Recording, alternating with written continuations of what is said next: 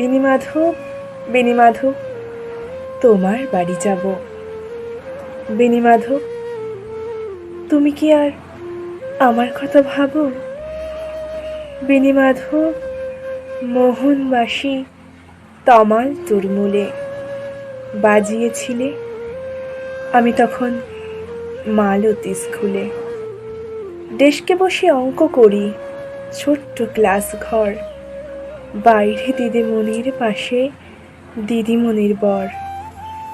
আমি তখন নবম শ্রেণী, আমি তখন শাড়ি। আলাপ হলো বেণীমাধব, সুলেখাদের বাড়ি।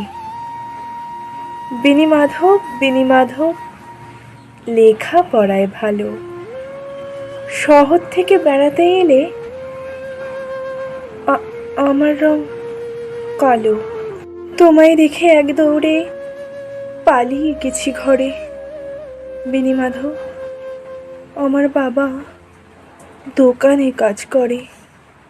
কুঞ্জে উলি গুঞ্জে তবু ফুটেছে মঞ্জুরি। সন্ধেবেলা পড়তে বসে অঙ্কে ভুল করি। আমি তখন নবম শ্রেণী, আমি তখন 16। ব্রিজের ধারে বেণীমাধব লুকিয়ে দেখা হলো। বেণীমাধব, বেণীমাধব, এতদিনের পরে সত্যি বলো, সেসব কথা আজও মনে পড়ে? সেসব কথা বলেছ তুমি তোমার প্রেমিকাকে?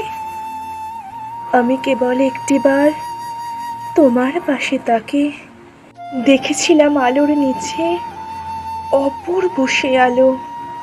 স্বীকার করি, দুজনকেই মানিয়েছিল ভালো। জুড়িয়ে দিল চোখ আমার, পুড়িয়ে দিল চোখ। বাড়িতে এসে বলেছিলাম ওদের ভালো হোক। রাতে এখন ঘুমোতে যাই একতলার ঘরে। মেঝের উপর বিছানা পাতা, জ্যোৎস্না এসে পড়ে। আমার পরে জীবন ছিল চোরা পথের বাঁকে, মিলিয়ে গেছে জানি না আজ কার সাথে থাকে। আজ জুটেছে, কাল কি হবে কালের ঘরে শুনি। আমি এখন এই পাড়ায় সেলাই দিদিমণি। তবু আগুন, বেণীমাধব, আগুন জ্বলে কই?